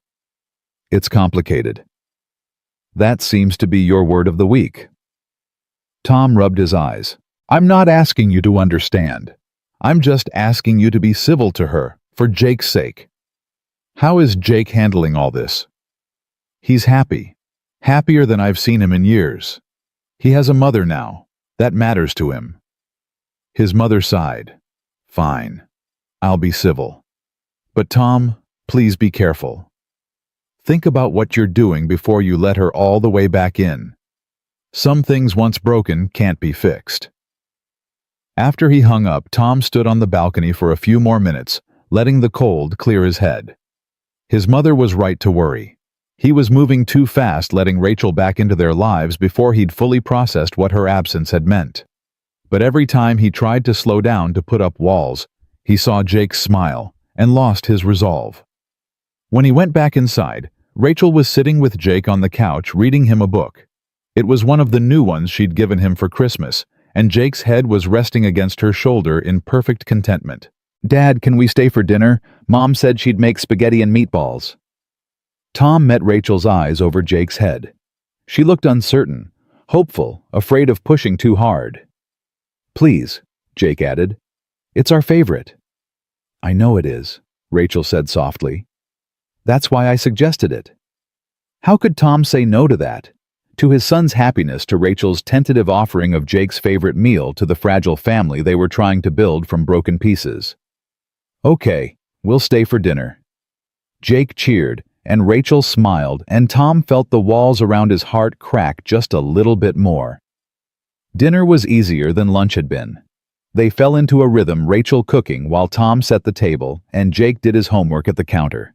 It felt domestic normal, like this was something they'd been doing for years instead of days. How much is 7 times 8? Jake asked, pencil hovering over his math worksheet. 56. Rachel answered automatically, then looked surprised at herself. Sorry, you're supposed to figure it out on your own. It's okay, I already knew that one. I was just checking. Tom caught Rachel's eye and saw his own surprise reflected back. She'd known the answer without thinking, had responded to Jake's question like she'd been helping with homework all along. Maybe some parts of being a parent were instinctive, hardwired into DNA and heart, regardless of physical presence. Over dinner, Jake told them about the upcoming science fair at school. I want to do something about space, maybe build a model rocket or show how gravity works. Those are both great ideas, Rachel said.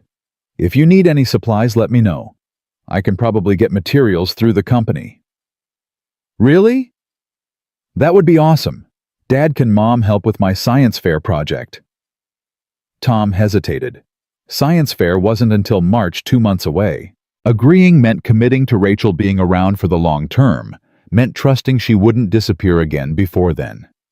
If she wants to help, that's fine with me. I definitely want to help, Rachel said. I love science fairs.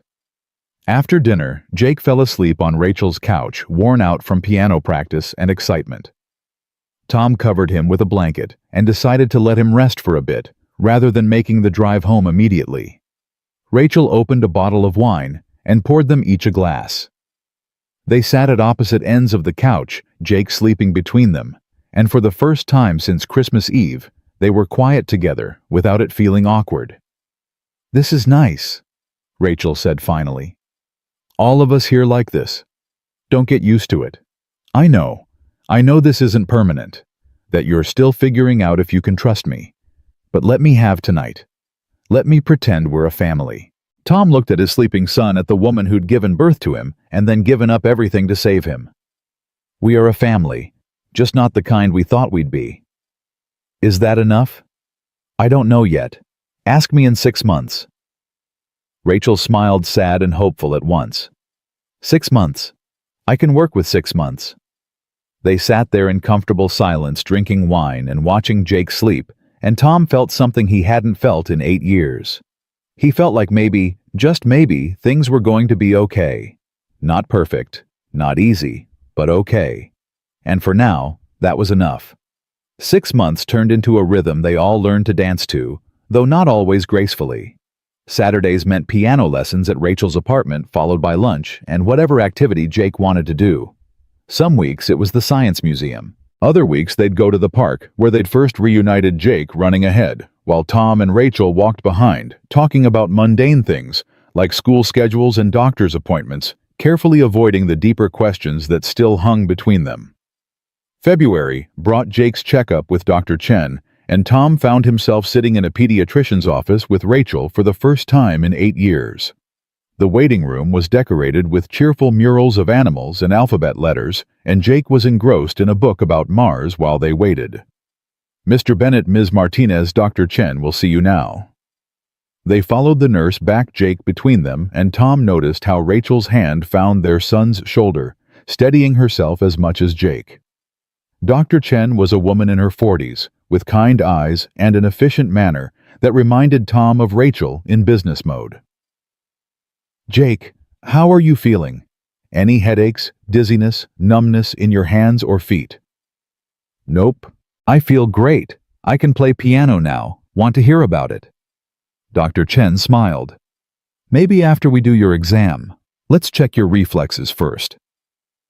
Tom watched as she went through the standard tests, then moved on to more specialized ones he didn't fully understand. Rachel stood rigid beside him, her hand gripping the edge of the examination table so hard her knuckles were white.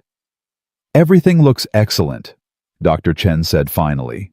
"Blood work will take a few days, but physically Jake's in perfect health. The treatment remains stable."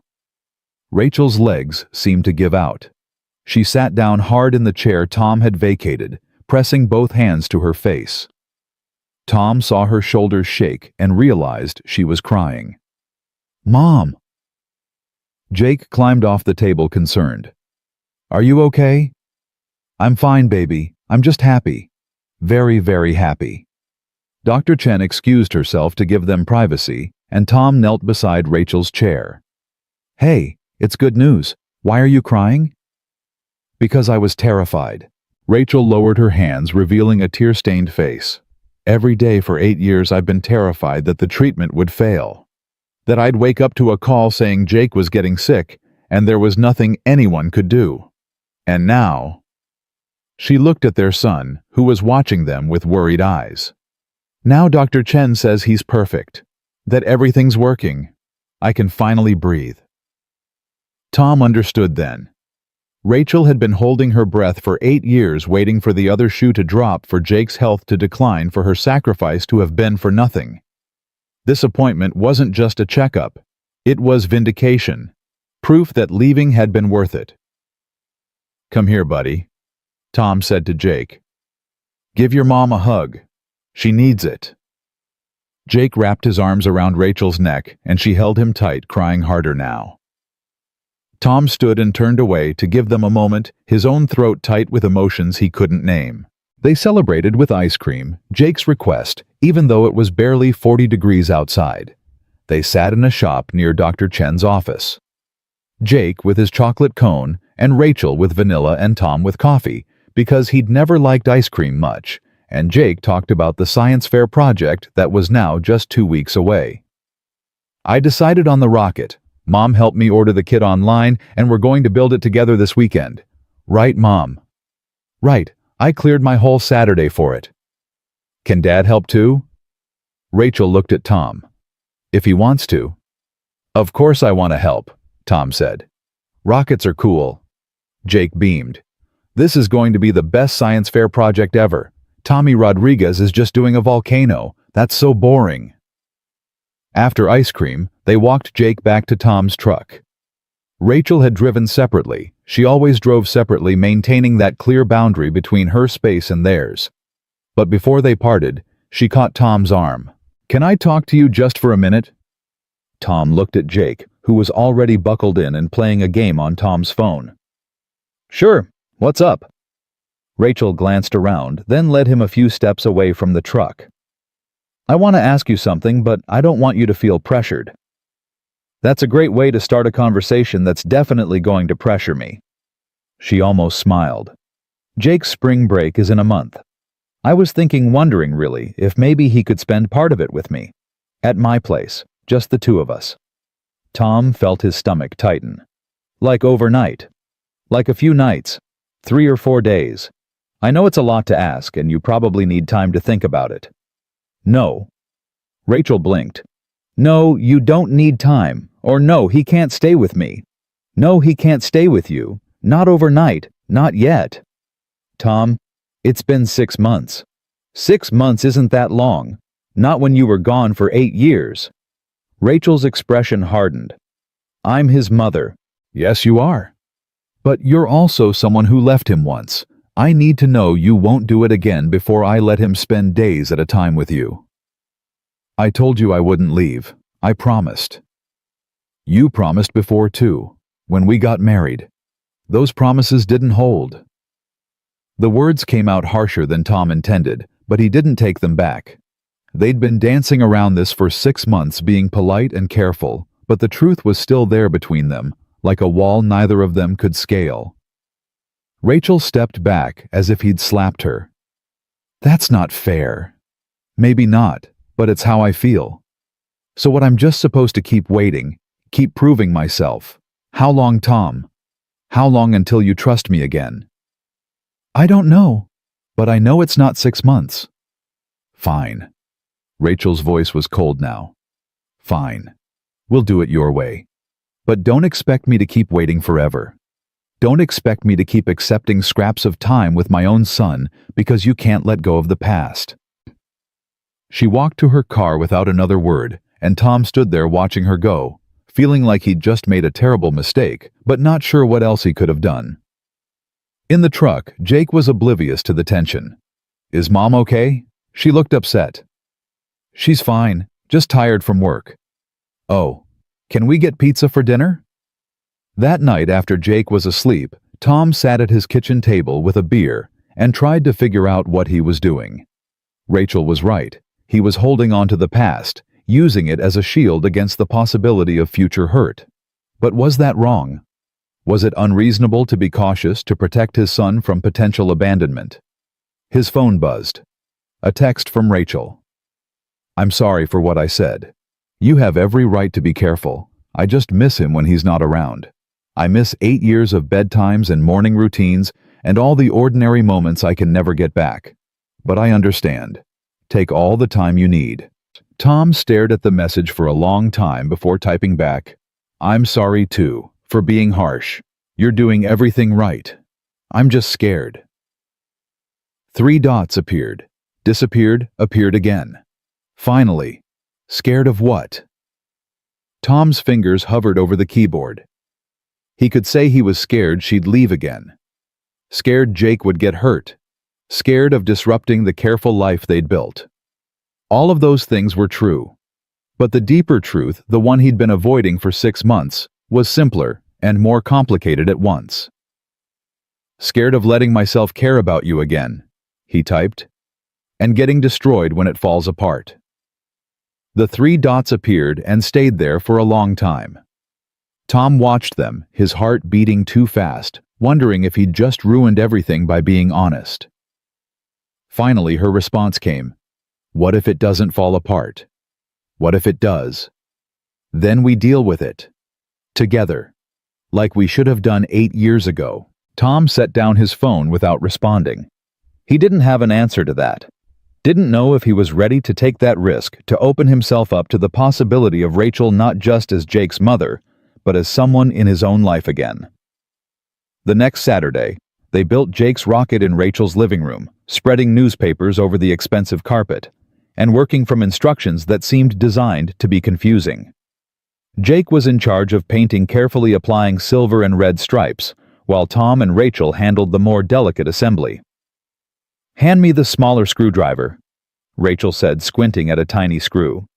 Tom passed it to her, and their fingers brushed. It was nothing they'd touched dozens of times over the past months, but this time Tom felt it differently. Felt the warmth of her hand, the familiarity of working beside her, the easy companionship they'd had before everything went wrong. Thanks, Rachel said, not looking at him. They worked in silence for a while, Jake humming while he painted, and Tom found himself remembering other projects they'd done together. The bookshelf they'd built for their first apartment, arguing over instructions and laughing when it ended up slightly crooked. The crib they'd assembled when Rachel was 8 months pregnant, her directing from the couch because she couldn't bend over anymore. All those ordinary moments of building a life together. "Do you remember the crib?" Tom asked before he could stop himself. Rachel's hands stilled. "Every day. I remember you put it together backward the first time, and we had to take it all apart and start over. You laughed so hard you cried.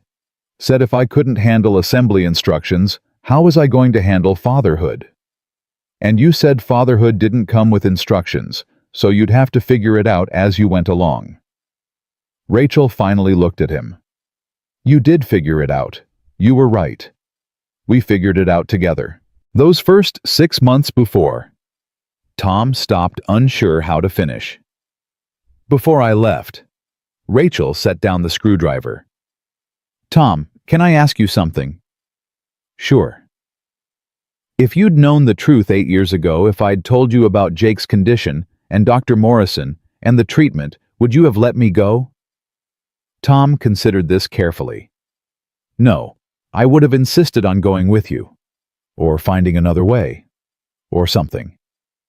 And Jake would probably be in a wheelchair right now.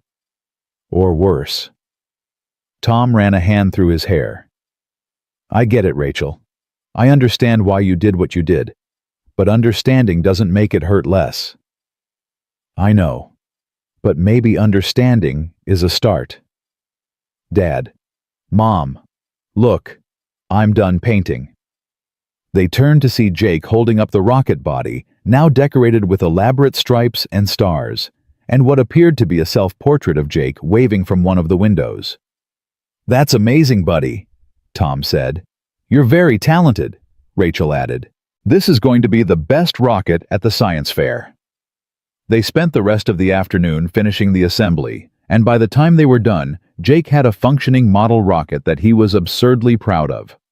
Rachel took dozens of pictures, and Tom found himself in several of them, the three of them posed together like a real family. "Can we test launch it?" Jake asked. "Please." "We need to wait for a clear day with no wind," Rachel said. "But yes, we can definitely test it before the science fair." "When tomorrow?" "The weather report says tomorrow's going to be rainy. How about next Saturday?" "That's so far away." "It's 1 week," Tom said. "You can wait 1 week." Jake pouted but accepted this. After dinner, tacos, another of Jake's favorites that Rachel had somehow remembered, Tom started gathering their things to leave. But Jake had fallen asleep on the couch again, a pattern that was becoming familiar. "He does that a lot here," Tom observed. "Falls asleep." "He feels safe," Rachel said quietly. "That's what Dr. Chen told me. Children sleep easily in places where they feel secure." Tom looked at his sleeping son, at the contentment on Jake's face, and felt something shift in his chest. Jake did feel safe here. With Rachel. Despite everything. Despite the years of absence, Jake had bonded with his mother completely and without reservation.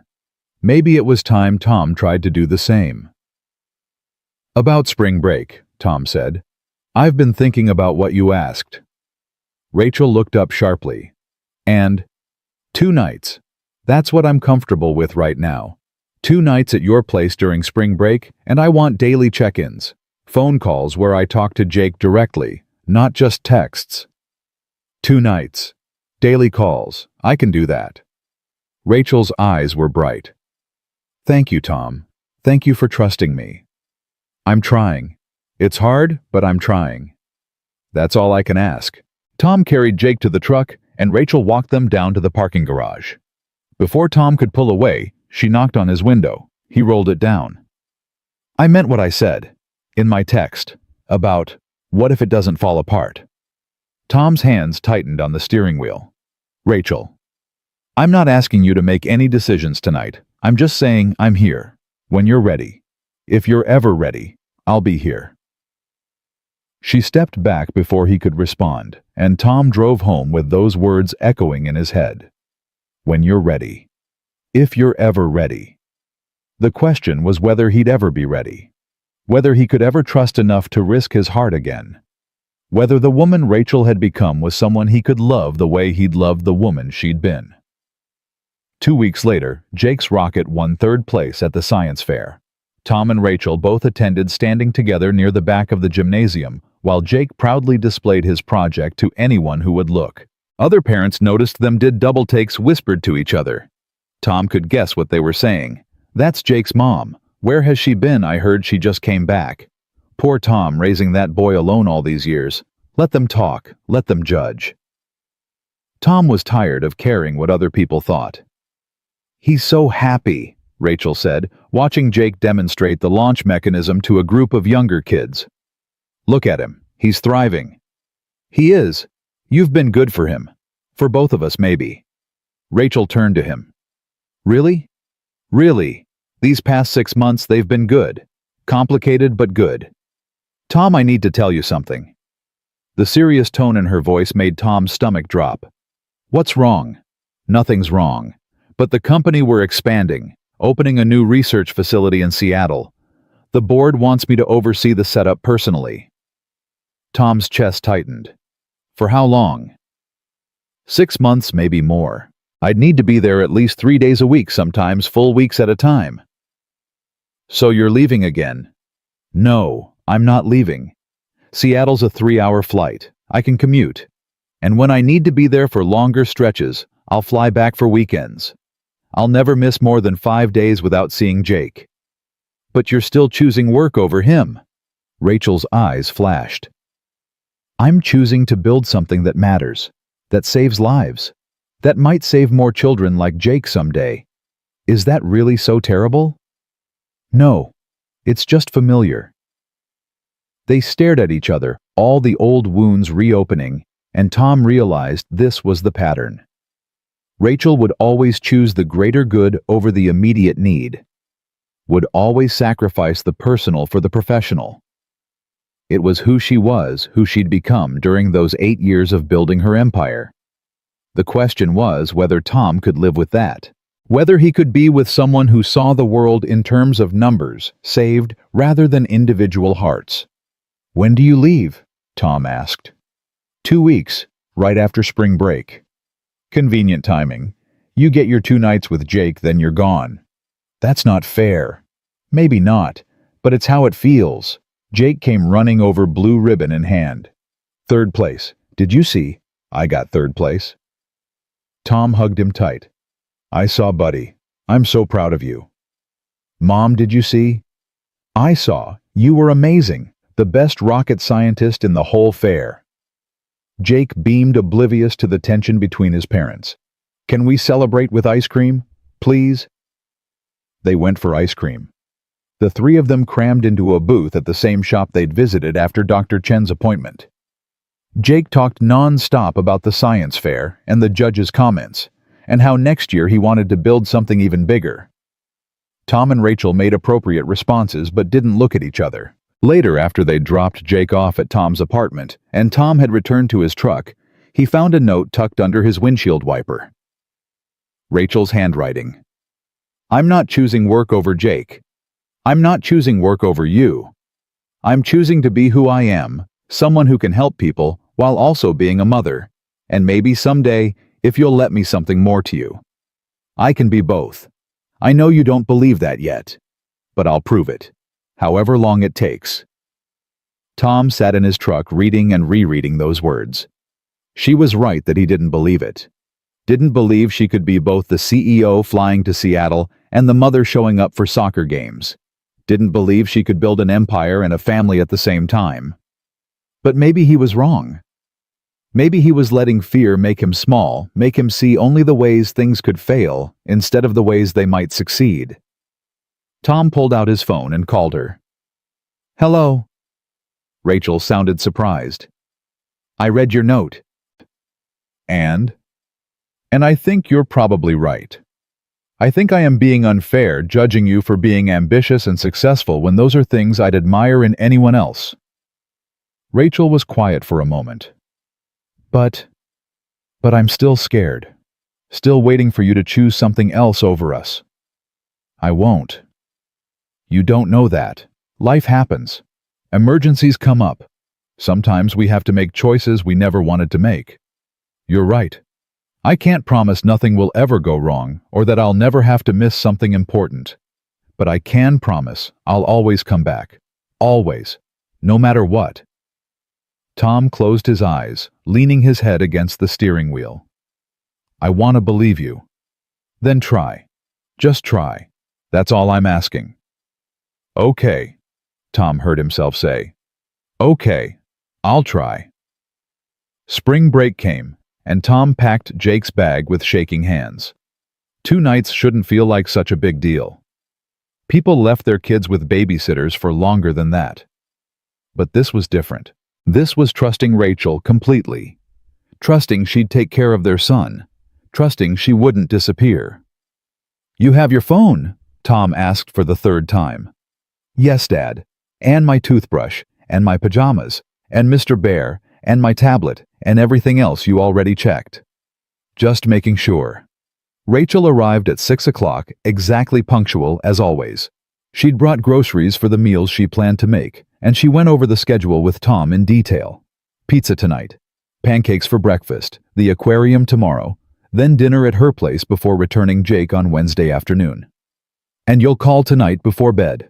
Tom asked. I'll call tonight before bed, and tomorrow after the aquarium, and Wednesday morning, as many times as you need. Tom knelt down in front of Jake. You be good for your mom, okay? Listen to her and follow her rules. I will, Dad. Stop worrying. I'll be fine. I know you will. Tom hugged him tight. I just love you very much.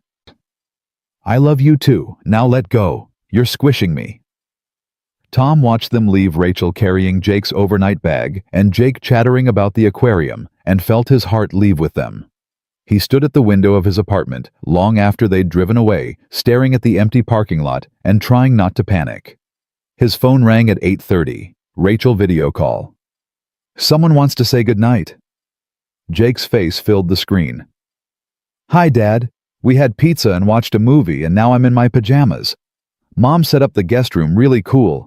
There's a telescope by the window and everything. That sounds great, buddy. Did you brush your teeth? Yes. Mom made me. She's very strict about teeth. Tom heard Rachel laugh in the background. Dental hygiene is important. They talked for 10 more minutes before Jake's yawning got too frequent to ignore. After they hung up, Tom sat in his empty apartment and realized he'd been holding his breath the entire call. Jake was fine. Rachel was fine. Everything was fine. So why did Tom feel like his world was hanging by a thread? His phone buzzed. A text from Rachel. He's asleep. Went down easy after his long day. Thank you for